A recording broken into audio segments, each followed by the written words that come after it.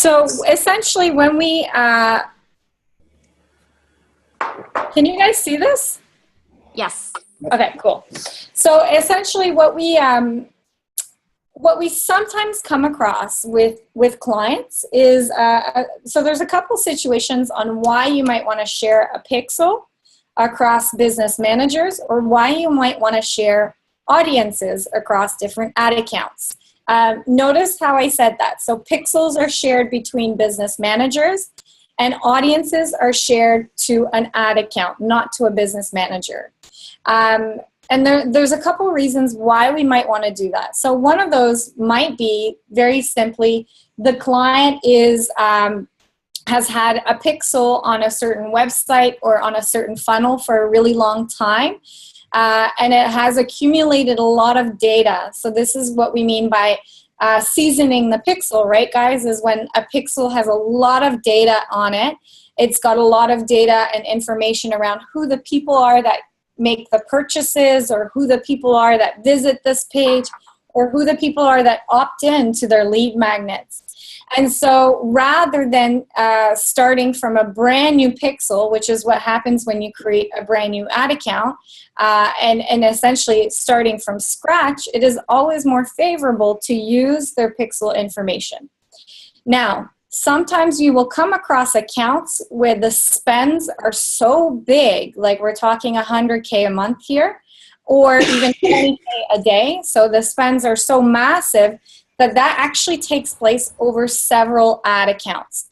This is slightly a little bit more advanced stuff. And when you get to that level, I mean, if you've got a guy spending 100K in ad spend, that for you is probably a 25K a month management client. So it's a great client to be, account to be on. It is a lot of work. And typically because of situations with audience deduping, where you are, where your audiences are so similar that you are essentially cannibalizing yourself in the bidding process, a lot of the times you will use a strategy where you are splitting out that spend across different ad accounts. So that could be one situation. Now, if you are in that position, awesome. That means you've got an account that you can pretty much charge like 20, 30K a month for, just in management. Another reason you might want to share pixel data, or you might end up needing a new ad account and want to share the old pixel that was being used, is something I highly encourage you guys to do. And that is something that we rolled out in the agency, where a lot of our clients nowadays, especially the ones that are charged at the end of the month, we create the ad account. We own the ad account, which means we own all of their campaigns, which means if the client ever decides to do if they ever decide to throw a tiff and say, well, I'm not happy and I'm not going to pay you, we're not left in the dark, right? Because if you're running ads out of a client's ad account, they can boot you out at any time. Versus if you create the ad account, you own that ad account. However, if the client has been doing business for a long time, you don't want to be starting from scratch, right? So you will basically request access to that pixel so that you can use an already seasoned pixel that has all this data on it. And you'll also share the audiences across so that you can use the audiences that they've used in their ad account. So it means you're running campaigns through a brand new account, but you're essentially using existing assets that already have all this data and information that are basically going to be able to hit the ground running right away. And it means that you are protected as an agency or as a Facebook marketer, because if that client ever wants to turn around and pull the rug under your feet for whatever reason, sometimes it happens, you will own those campaigns. You're not left out in the dark totally and completely, right? Let me just quickly check the chat because I can see. Okay, Meg, how many people? Okay, so Meg, how many people will have visited a site before Facebook lets you use those stats? So you mean a custom audience? Custom audiences is a minimum of 20 people. I think that's what you're meaning. None of my clients have pixels and we manage their social media. Kylie, you should tell them they need to hire you to set up their pixels and run their Facebook ads. This is a great little hack, guys. Anytime, if you, especially with big brands or like brands that you hear advertising on the radio or the TV, go have a quick look at their websites. Anytime you see those ads, if they don't have a pixel, that is easy to poach, right? Because all you have to do is go to them like, hey, you're spending 100K on radio ads. You don't even have a pixel. Like, you're not even retargeting these guys, or you're not even doing Facebook ads, right? So they're either not doing ads properly if they don't have a pixel, or they're not even doing it at all, which means there's no agency in the background or an existing digital marketer in the background. Easy to go after.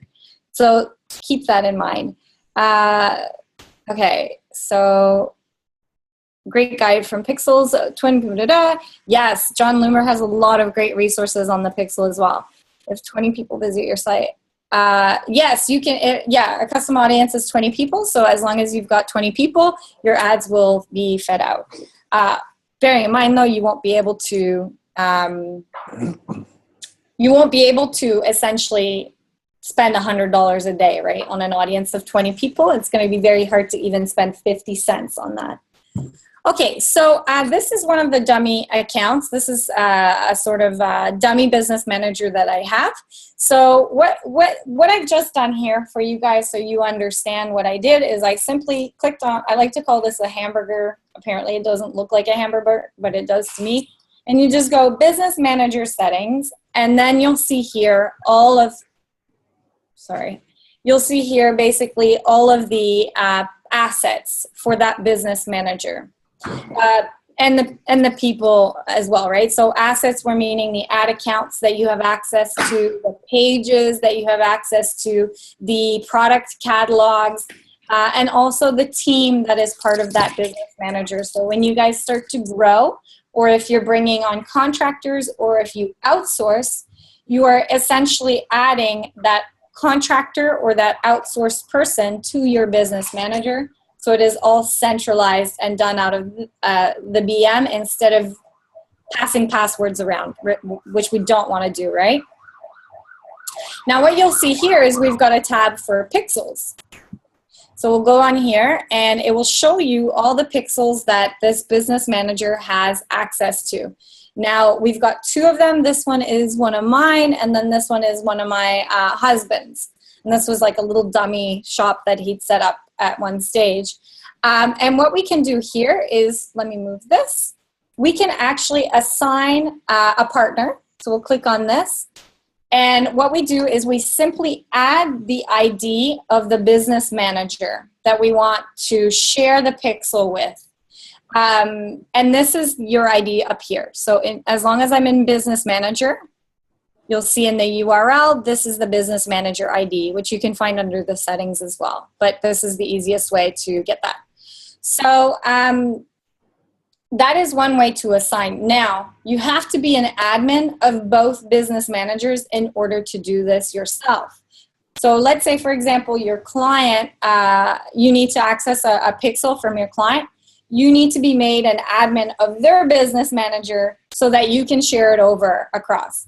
Otherwise, you need to just explain this to your client. You need to say, hey, I need you to just, here's my business manager ID.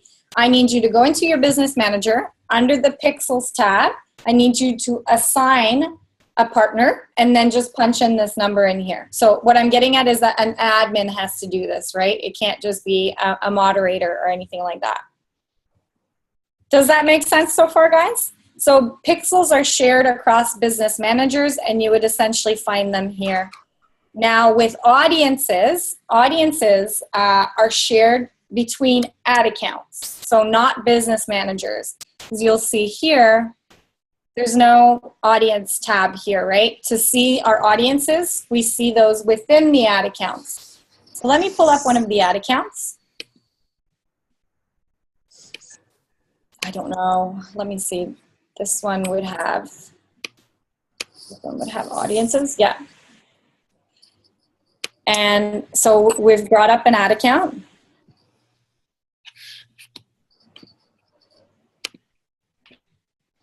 And when we're in the ad account, we're gonna go under audiences.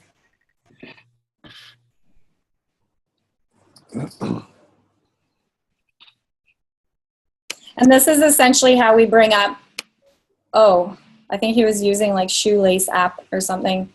Yeah, Shoelace. Shoelace is really good for FYI guys, for those of you doing e-commerce and dynamic product ads.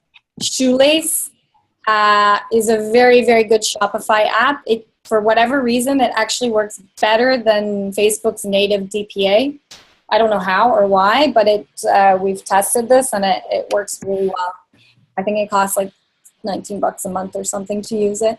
Okay, so essentially how we share an audience. So let's say you've got an audience that you want to share. You'll simply select it, and then you'll go actions, and then share. And then here you just enter the ad account ID, and you can share them across. So that is how you share audiences. Now, when you want to use that audience, you'll see here, this is the new asset library. For those of you who are looking at this going, this is a bit different. Facebook rolled this out maybe like probably a few months ago. So they've organized, you know, all your images, your videos under an asset library. And you'll see here, you can go under audiences shared, and you'll be able to use your audiences. Obviously, those audiences would also come up at the ad set level. So if it's a custom audience and you're selecting a custom audience at the ad set level, the audience would come up as long as it's been shared. If it's a saved audience, same thing. You can select it straight from the ad set. Or you can always see the audiences that have been shared under this tab here, which is under your asset library. So you can access that through audiences here. So does that make sense, guys? So the reason that we do that is, for example, for the Academy, I have 2 ad accounts because that has a lot of spend going through it every single month. There's 2 separate ad accounts because there's, I don't even know how many funnels there are, but there's 2 main different funnels for that program. And essentially, by keeping it in different ad accounts, it just helps the consolidation of reporting. It helps keep things tidier with our custom conversions or our standard events. However, sometimes we have audiences that are working really, really well in one ad account, and we may want to test it out in a different one. So for example, a lookalike audience. So lookalike audiences was built off a standard event. So someone that triggered the thing called lead, right? So maybe they opted into something and they trigger the standard event lead, and you have enough of those and you build yourself a lookalike audience. And you run this lookalike audience and you're going, yeah, man, this is working. This audience works really well. Let's try this out in another funnel that we're rolling out. Well, the only way to do that, if you weren't able to share, would be to almost like start the whole process again in the other ad account, right? Or to build that funnel in that ad account. So what we can do is actually just share that audience to the other ad account, and it means that we're not having to pre-build anything. It's a very simple way to do it. So likewise, if you guys have clients where they're selling in, so another common thing is, especially with global e-commerce clients, they're selling in Australia, China, USA. A lot of them will have different ad accounts for all of those, right? And if you want to share audiences, that's the simple way to do it, right? If you've spent a whole day building out saved audiences, so you know they're interested in this and their behaviors are this, and they must also be Facebook page admins and they're aged between 25. Instead of recreating that again and again in every single ad account, you simply share those saved audiences across. So that is a simple way to do that. There's different strategic implications on why you might do that. The one that I would highly recommend you guys consider in your own businesses is when you have clients that are not paying you at the beginning of every month for the work that you're doing, that you actually run their campaigns through an ad account that you have created, so you own, so you control, so that they can never pull the rug under you. And then you simply share the audiences and the pixel data across. Does that make sense, everybody? Let me check the chat box real quick. Where did it go? There you go. So I can share audiences between different clients that are in the same vertical. Yes, the only thing is obviously you would need to accept, you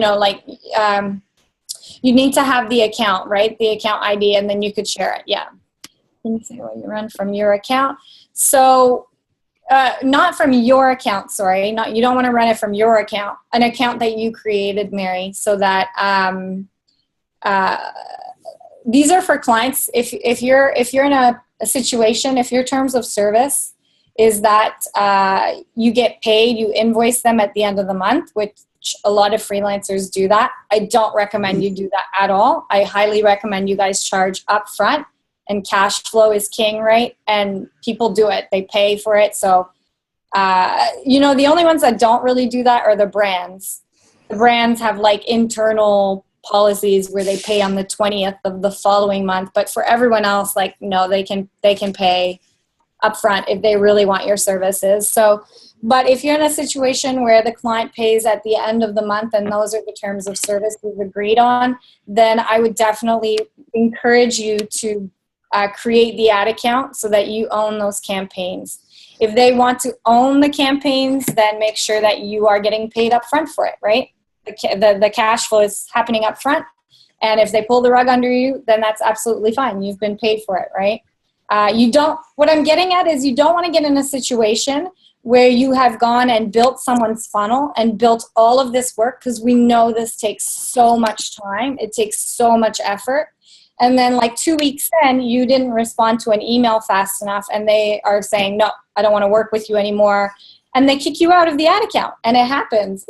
We've learned this the hard way, right? Where you've put on all the hard work, you've done everything, and one little thing means the client turns around and you are left in the alley with nothing left. So you are much safer creating an ad account, because that can never happen. You will always own that ad account, and it's almost like the roles are reversed. And then you share the pixels and the audiences over to use the data that they've done. Okay, cool. So